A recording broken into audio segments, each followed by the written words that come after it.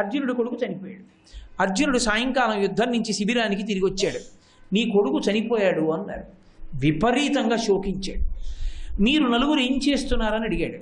మేము నలుగురం చాలా ప్రయత్నం చేశాం, కానీ పరమశివుడి వరం ఉంది సైంధవుడికి, మమ్మల్ని వెళ్ళనివ్వలేదు, ఒకరోజు ఆపగలడు, అందుకని మమ్మల్ని ఆపేశాడన్నారు.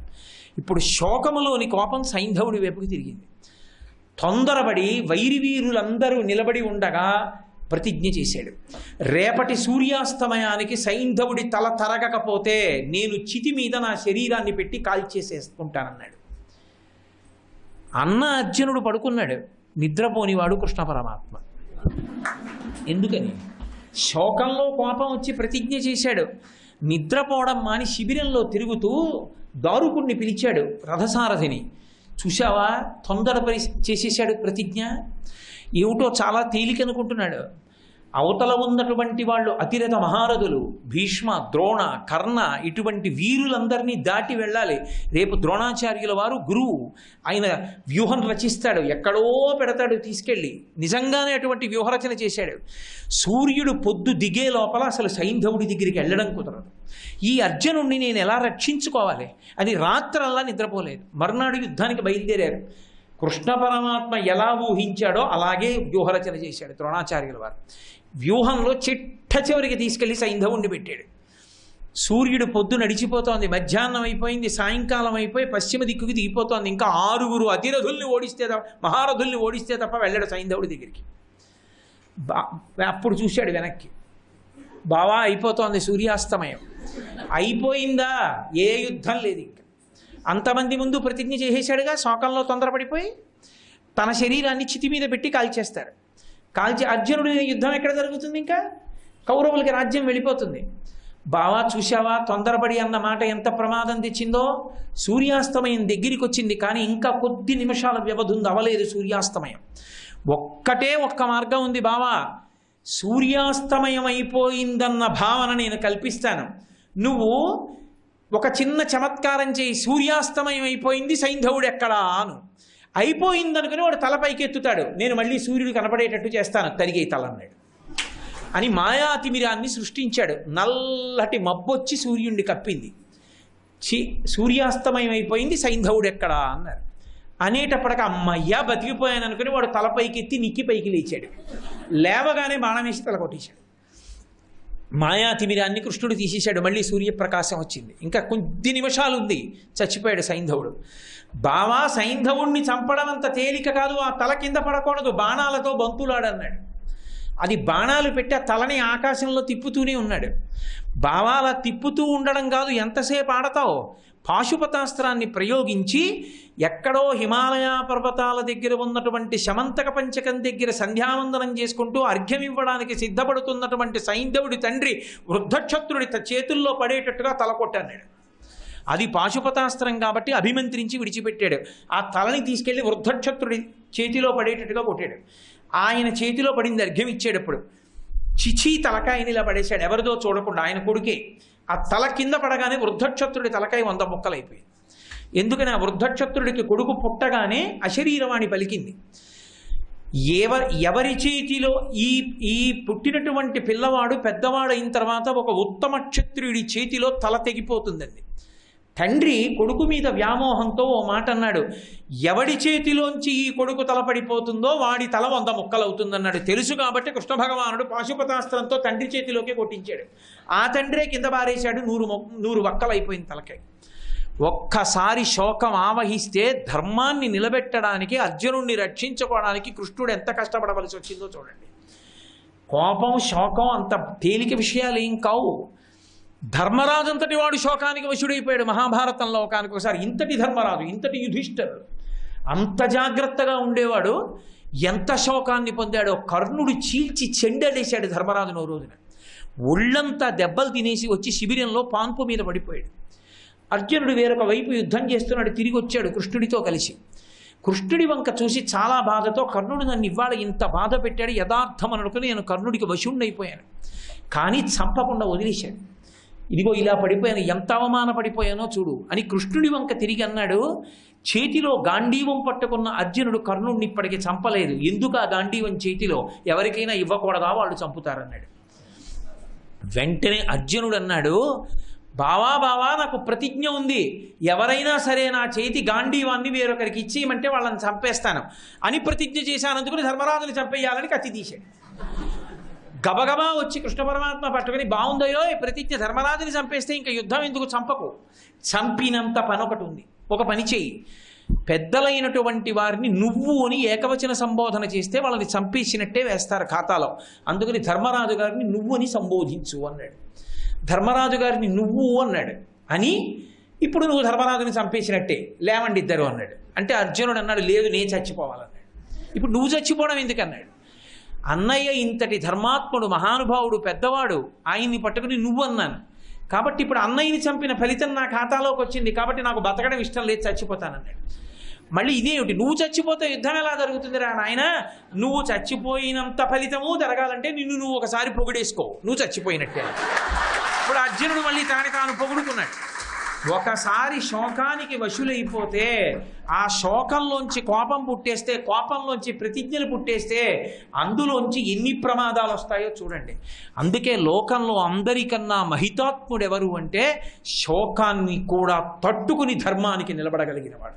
అసలు ప్రపంచ వాంగ్మయంలో అద్భుతమైన మెరుపు ఎవరంటే, శోకం అంటే ఇంకా తిరుగులేని శోకంలో కూడా ధర్మం పట్టుకున్న మహాతల్లి ద్రౌపదీదేవి ఒక్కతే. ఆవిడ లాంటి ధర్మాత్మురాలు కనపడదు. ఎందుచేత అంటే ఉపపాండవులు, ధర్మరాజు, భీముడు, అర్జునుడు, నకులుడు, సహదేవుడు, 5గురి వలన పుట్టినటువంటి కొడుకులు. 5గురు ఉపపాండవులు శిబిరంలో పడుకుని ఉండగా అశ్వత్థామ శిబిరంలోకి ప్రవేశించి ఒకే రోజు 5గురి తలకాయలు తరిగేశాడు. 5గురి తలకాయలు తరిగిస్తే తెల్లవారి లేచేటప్పటికి 5గురు కొడుకులు చచ్చిపోయారు. అవతల యుద్ధం పూర్తయింది. ఇక్కడ చూసేటప్పటికి ఒక్క కొడుకు లేడు. ఎవరి కోసం ఆ రాజ్యం, ఎవరికి పట్టాభిషేకం, ఇన్ని కష్టాలు పడింది, ఇంత అరణ్యవాసం చేసింది, ఇంత అజ్ఞాతవాసం చేసింది, 5గురు కొడుకులు ఒక్కరోజు రాత్రి చచ్చిపోయారు. ఎవరు చంపేశారు అని విచారణ చేశారు. గురువైన ద్రోణాచార్యుల వారి కొడుకు అశ్వత్థామ చంపేశాడని తెలిసింది. గబగబా వెళ్ళి కృష్ణార్జునులు రథంలో కట్టి అశ్వత్థామని తీసుకొచ్చి ఎదురుగుండా నించోపెట్టారు. ఏ తల్లి శోకమైనా కొడుకులు పోతే అలా ఇలా ఉండదు. అందులో 5గురు కొడుకులు నిద్రపోతుండగా ఒకడు వచ్చి చంపేశాడని తెలిస్తే ఆ తల్లి కోపానికి అవధుంటుంది, ఆ శోకానికి హద్దుంటుంది. అసలు అంత శోకాన్ని పొందినటువంటి ద్రౌపదీదేవి కోప్పడకుండా మాట్లాడింది అశ్వత్థామతో. ఎందుకు అంటే ఒకటే మాట అంది, పుత్రుని రూపమునందున్న గురువుండవీవు అంది. మా గురువు గారి రూపంలో ఉన్న కొడుకువి నువ్వు, గురుపుత్రుడు గురువుతో సమానం కాబట్టి నీతో నేను అధిక్షేపించి మాట్లాడకూడదు, కోపంగా మాట్లాడకూడదని. ఏమి ధర్మం నా తల్లిది. ఉద్రేకంబునరారు శస్త్రధరులై యుద్ధావనింలేరు, కించి ద్రోహంబును నీకు చేయరు, బలోచ్చేకంబునం చీకటిన్ భద్రాకారుల చిన్నిపాపల రణ ప్రౌఢ క్రియాహీనులన్, భద్రాకారుల చిన్నిపాపల సంహరింపనకట నీ చేతులు ఇట్లాడెనో అంది. ఉద్రేకంబునరారు శస్త్రధరులై యుద్ధావనింలేరు, వాళ్ళేమి ఉద్రేకంతో లేరు, యుద్ధభూమిలోకి లారేరు, నీతో యుద్ధం చెయ్యలేదు. కించి ద్రోహంబును నీకు చేయరు, బలోచ్చేకంబునం చీకటిన్ భద్రాకారుల చిన్నిపాపల రణ ప్రౌఢ క్రియాహీనులను నిద్రాసక్తుల సంహరింపనకట. వాళ్ళేం యుద్ధం చేయలేరు, వాళ్ళకి అసలు ఇంకా అంత పెద్ద అస్త్రవిద్య తెలిసిన వాళ్ళు కాదు. అటువంటి వాళ్ళని, నిద్రపోతున్న వాళ్ళని గురుపుత్రుడమైన నువ్వే ఎలా చంపేశావయ్యా? నీ తండ్రి ద్రోణాచార్యుల వారికి నా భర్తలు కొడుకులతో సమానం. ఆ రీత్యా నువ్వు వాళ్ళ బిడ్డల్ని ఎలా చంపగలిగావు ఒక్కరోజు రాత్రి అంటే అని గురుపుత్రుడు గురువుతో సమానం వదిలిపెట్టేయండి అంది. భీముడికి ఎక్కడ లేని కోపం వచ్చింది. కొడుకుల పట్టి చంపెనని కోపము నందదు వెర్రిది ద్రౌపది, వీడు విప్రుడే విడువగ నేల వీడినిటు చంపుని మీరలు చంపరేని నా పిడికిటి పోటులను వీని శిరము భిన్నము చేసేద చూడుడిందరున్ అన్నాడు. ఏమిటి ద్రౌపది వెర్రిది, కొడుకులు పట్టుకు చంపేశారని కోపగించడం మానేసి వదిలిపెట్టేయండి గురువుగారి కొడుకు అంటుంది ఏంటి? మీరు చంపుతారా, నా పిడికిటి పోట్లతో బదలగొట్టైనా వీడి తలకాయ అన్నాడు. ఆవిడంది మహాతల్లి, అక్కట పుత్రశోక జనితాకుల భార విషణ్ణ చిత్తనై పొక్కుచునున్న భంగినను బోర కిరీటిని బద్దు చేసి నీడిక్కడకి క్షితెచ్చుట సహింపనిదై భవదీయ మాత నేడెక్కడ ఎట్టి శోకమున ఎక్రియ ఎడ్చుచు పొక్కుచున్నదో అంది. ద్రోణాచార్యుల వారు చనిపోయాడు. ద్రోణాచార్యుల వారి భార్య ఇంటి దగ్గర ఉంది. ఆవిడ సహగమనం చేయలేదు. ఎందుకు చేయలేదు అంటే కొడుకు కోసం ఉండిపోయింది. ఆ కొడుకు పాండవుల యొక్క 5గురు కొడుకుల్ని చంపేశాడు. కాబట్టి ఇప్పుడు పాండవులు ఊరుకుంటారనడానికి నమ్మకం లేదు. పాండవుల కొడుకుల్ని చంపేస్తే 5గురు పాండవులు క్రోధం పూని రథం మీద బంధించి తీసుకెళ్లారు శిబిరానికంటే, భర్త పోయాడు, ఏ కొడుకు కోసం బతికానో ఆ కొడుకు ఏమైపోతున్నాడో అని చచ్చిపోయిన కొడుకులు ఎలాగో చచ్చిపోయారు, నేను ఏడుస్తున్నాను, నా కొడుకు చచ్చిపోతాడేమో అని గురుపత్ని ఎంత ఏడుస్తోందో అందావిడ. అక్కట పుత్రశోక జనితాకుల భార విషణ్ణ చిత్తనై పొక్కుచునున్న భంగి నినుబోర కిరీటి నిబద్ధు చేసి నేడిక్కడ కిచ్చి తెచ్చుట సహింపనిదై భవదీయ మాత నేడెక్కడ ఎట్టి శోకమున ఏక్రియ ఏడ్చుచు పొక్కుచున్నదో. ఏమి ధర్మం మహాతల్లిది నిజంగా. కాబట్టి విడిచిపెట్టేయండి అయా, ఒక తల్లిని ఎలాగో ఏడుస్తున్నా ఇంకో తల్లి ఎందుకు ఏడవడం, పంపేసేయండి. అందులో గురుపత్ని కానీ బాధపడిందా వంశనాశనం అయిపోతుంది, పంపించేసేయండి వెనక్కని. అప్పుడు మహానుభావుడైన జోక్యం చేసుకుని కృష్ణ పరమాత్మ, అవ్యుడు కాడు శిశుహంత దురాత్మకుడు ఆతతాయి హంతవ్యుడు బ్రాహ్మణోన హంతవ్యమటంచు వేద విదితంబకు కావున ధర్మము దృష్టి కర్తవ్యము వీనికాచుట కావున యథాస్థితి చూడుము పాండవోత్తమ అన్నాడు. వీడు చేసిన పని సామాన్యమైన పని కాదు, పరమ దుర్మార్గమైన పని చేశాడు. నిద్రపోతున్న పిల్లల్ని చంపాడు, వీడిని చంపేవలసిందే. కానీ ద్రౌపదీదేవి చెప్పింది సత్యం. బ్రాహ్మణో నహంతవ్యమటంచు వేద విదితంబగు కావున, బ్రాహ్మణుణ్ణి చంపకూడదు, అందులో గురుపుత్రుడు. కాబట్టి ధర్మం ఎలా ఉంటుందో అలా చెయ్యి అర్జున అన్నాడు. విశ్వస్తుత్యుడు చక్రశూనుడు మహావీరుండు ఘోరాసిచే అశ్వత్థామ శిరోజముల్తడికి చూడాంతర్మహారత్నమం శశ్వత్కీర్తి వెలుంగపుచ్చుకొని పాశవ్రాత బంధంబుల నుచ్చిత్రోచి శిబిరోర్వీభాగంబునన్ బాసిపోన్. అప్పుడు ఆ అశ్వత్థామ యొక్క కట్లు విప్పేసి అశ్వత్థామ తలంతా తరిగేసి వెంట్రుకలు ఆ లోపల ఉన్నటువంటి దివ్యమైన రత్నాన్ని తీసుకుని ఒక్క తన్ను తన్ని శిబిరానికి అవతల పడిపోయేటట్టుగా చేసి విడిచిపెట్టేశాడు. అంతటి కష్టంలో, అంతటి శోకంలో కూడా ధర్మం, కర్తవ్యం ఆలోచించినటువంటి మహాతల్లి లోకంలో ఎవరైనా ఉంటే అది ద్రౌపదీదేవియే. అంతటి మహాపురుషులు. ఆ శోకానికి విరుగుడు, శోకానికి దూరంగా ఉండగలిగిన లక్షణం ఎక్కడి నుంచి వస్తుంది అంటే కర్తవ్యత నిష్ఠ.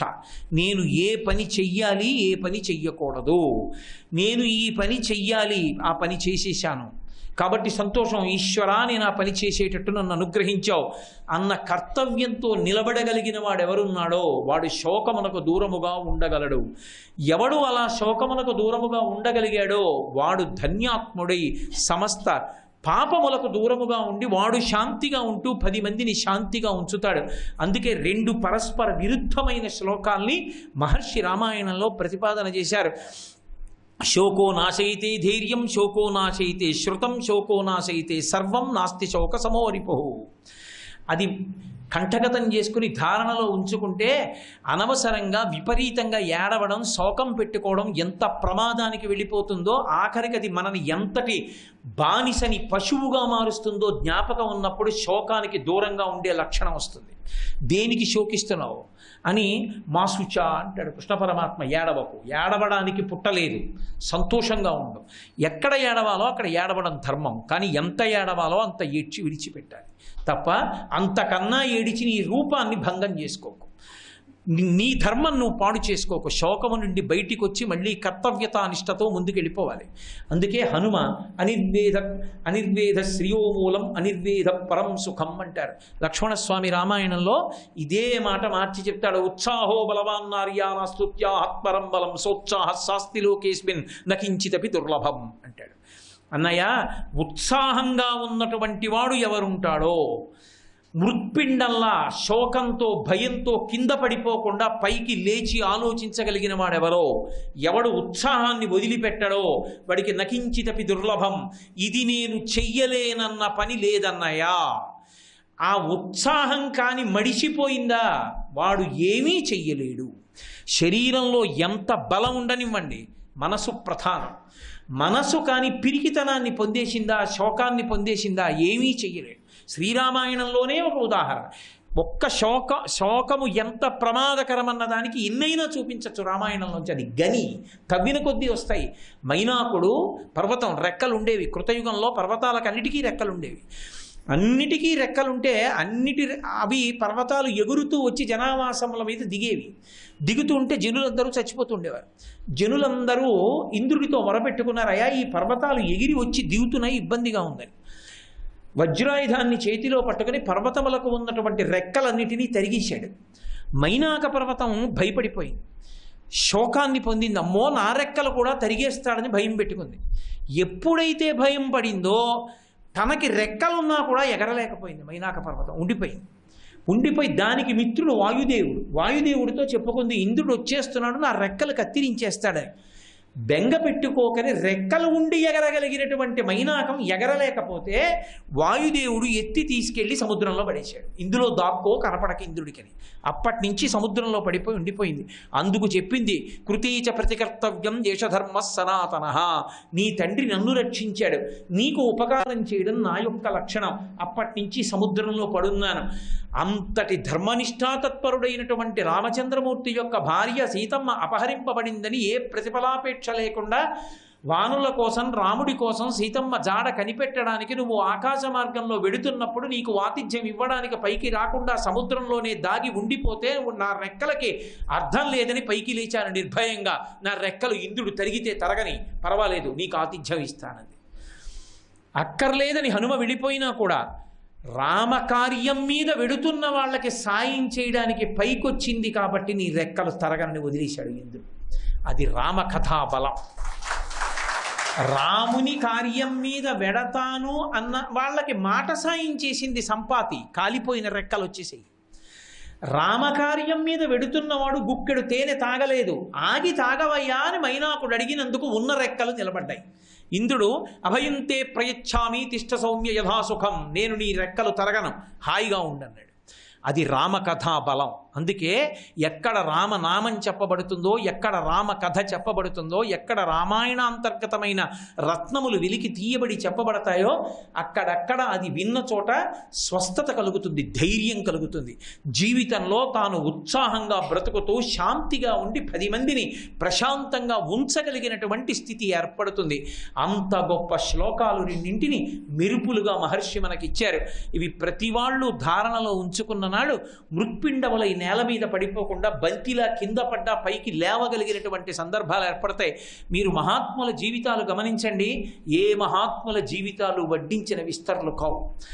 ఎంతమంది ఎన్ని కష్టాలు పడ్డారో, కష్టాలు పడినప్పుడల్లా పూనికతో ఎవడు ధైర్యంతో నిలబడ్డాడో వాడే పైకి లేచి మహాత్ముడై నిలబడగలిగాడు తప్ప అలా నిలబడలేకపోయిన వాళ్ళు, శోకములకు గురి అయిపోయిన వాళ్ళు, కింద పడిపోయిన వాడు ఎన్నడూ చరిత్రలో స్థానమును సంపాదించుకొనలేడు. కష్టములు పడకుండా ఎక్కడి నుంచి వస్తాయి? శంకరాచార్యుల వారి మీద కోపం వచ్చి ఆయన మీద ప్రయోగం చేసి భంగధర వ్యాధి కల్పించారు. ఆయన ఇలా కూర్చుంటే చాలు బట్టంతా నెత్తుటితో తడిసిపోయేది. అంతటి భంగధర వ్యాధితో ఉన్నా సరే తన కర్తవ్యతానిష్టతో తాను వెళ్ళిపోయారు కాబట్టే శంకరుల చరిత్ర సువర్ణాక్షరాలతో లిఖింపబడింది. ఇవాళ మనం చెప్పుకుంటున్నటువంటి మహాపురుషులన్న వాళ్ళ పేరు ఎవరిది తీయండి. శిబిచక్రవర్తి పేరు ఉత్తినే ఉండిపోయిందా? భాగవతం చదివితే కోశి కోశి అన్నారు. ఆయన ఆ పావురాన్ని తక్కెట్లో పెట్టి యువతల పావురానికి సరిపడ మాంసమే కదా అని తొడలోంచి తీసిద్దాం అనుకుని కోశాడు. కోస్తే ఓ ముక్క తీశాడు, వేశాడు, తూడలేదు. కోసి కోసి ఆమ్రేడితం. కోస్తూనే ఉన్నాడు, తీస్తూనే ఉన్నాడు, వేస్తూనే ఉన్నాడు. ఎంత నిత్తురు కారిందో, ఎంత మాంసం తీసేశాడో తొడల్లోంచి. అయినా తక్కెట తూగలేదు. ఇంకా అనవసరం, నేనే కూర్చుంటాను, నా మాంసం తినేయమని తక్కెట్లో కూర్చున్నాడు. అప్పుడు కనబడ్డారు ఇంద్రుడు, అగ్నిదేవుడు. కనబడ్డారు కాబట్టే ఎందరో వెళ్ళిపోయారు లోకంలో. శిబిచక్రవర్తి పేరు మాత్రం చిరస్థాయిగా లోకంలో కీర్తితో ఉండిపోయింది.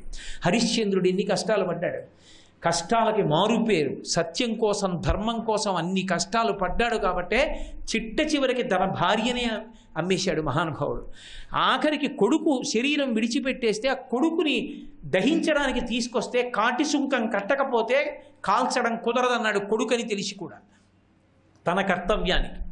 అప్పుడు చంద్రమతీదేవి మెళ్ళలోంచి మంగళసూత్రాలు తీసి చూపిస్తే బల్జేపల్లి వారి పద్యాలు చదువుతుంటే కళ్ళంబట నీటి ధారలు కారతాయి. అలా ఉంటాయి ఆ పద్యాలు నిజంగా. ఓ నీ మెడలో మంగళసూత్రం బాల సూర్యుని పగిది వెలుగుతోందన్నాడు. నా మెడలో మంగళసూత్రం కనపడితే నా భర్త కాటికాపరిగా ఉన్నావా అని ఏడిచింది. కొడుకుని మంగళసూత్రం అమ్మి తీసుకొచ్చి ధనం ఇస్తే తప్ప కొడుకు యొక్క శరీరాన్ని కాల్చడానికి ఇష్టపడలా. కాటికాపరిగా శరీరాన్ని కాల్చడానికి ఇష్టపడ్డాడు.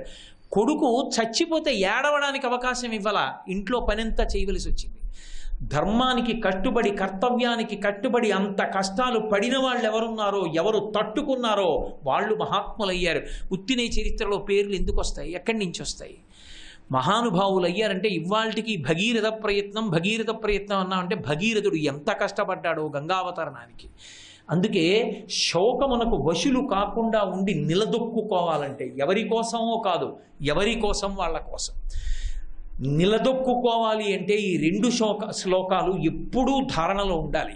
ఈ 2 శ్లోకాలు జ్ఞాపకంలో పెట్టుకుని ఎప్పుడైనా మనసు బాధపడినప్పుడు జ్ఞాపకం తెచ్చుకుంటే, కర్తవ్యత నిష్ఠ జ్ఞాపకం చేసుకుంటే, రామచంద్రమూర్తి జీవితాన్ని జ్ఞాపకం చేసుకుంటే నేను కూడా అలాగే ఉండాలనిపిస్తుంది.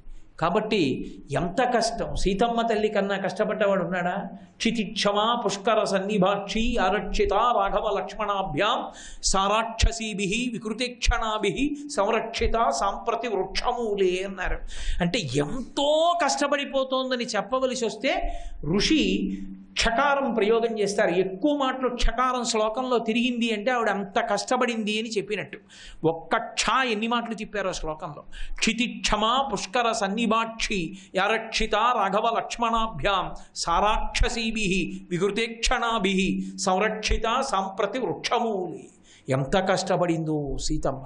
కాబట్టి కదూ వాడవాడలా సీతమ్మకి గుడి. ఎక్కడ చూసినా బిడ్డలకి సీతమ్మ పేరు పెట్టుకోవడం, ఎక్కడైనా ఎవరైనా కనబడితే అమ్మా సీతమ్మలా ఉన్నారమ్మా అనడం, దంపతులు సీతారాముల్లా ఉన్నారమ్మా అనడం. కాబట్టి ఉంచుకోగలిగిన శక్తి ఎక్కడి నుంచి వస్తుంది అంటే రామాయణాంతర్గతమైన ఈ శ్లోకములలోంచి వస్తుంది. వాటిని ధారణలో ఉంచుకోవాలి. చెప్పుట వినుట అని 2 మాటలు. అసలు ఒక వ్యక్తి ఈ లోకంలోకి వచ్చిన తరువాత చాలా విజ్ఞానాన్ని ఎక్కడ నేర్చుకుంటాడు అంటే ఒకరు చెప్తే వినడం దగ్గరే నేర్చుకుంటాడు.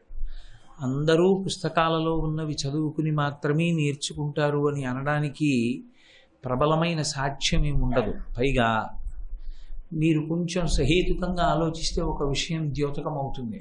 బాగా చదువుకుని బాగా తెలివితేటలున్న వాళ్ళందరూ సంస్కారము కూడా అంతే ఉన్నవాళ్ళు అని చెప్పడం కష్టం. ఎందుకంటే చదువు వీరు, సంస్కారము వీరు.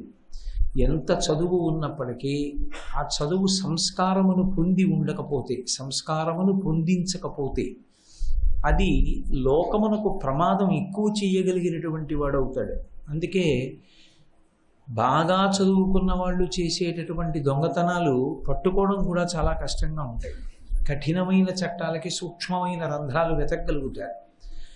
అమాయకంగా ఉండేవాడు, ఎక్కువ చదువుకొని వాడు ఏదైనా తప్పు పని చేసినా వెంటనే దొరికిపోయేటట్టే ఉంటుంది. అందుకే అన్ని వేళలా చదువు సంస్కారం ఇచ్చేస్తుందా అంటే అలా చెప్పడం కష్టం.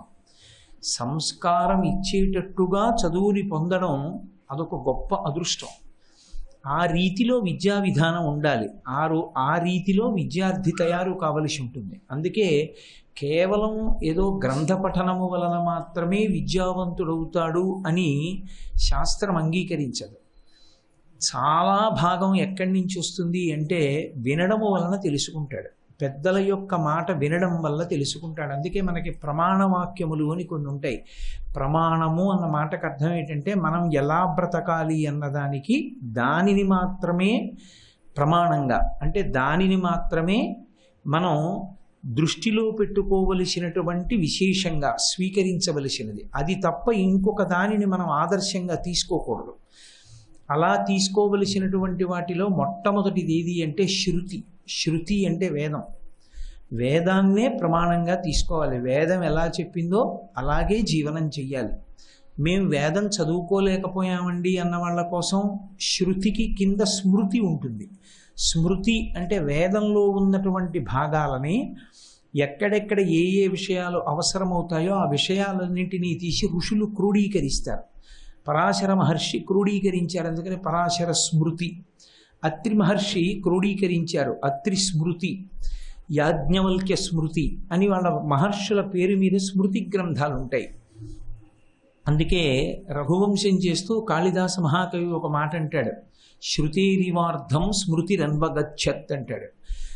ఆవు వెనక దూడ ఎలా వెళ్ళిపోతుందో వేదం వెనక స్మృతి అలాగే వెళుతుంది. అందుకని శృతికి స్మృతికి భేదం ఉండదు.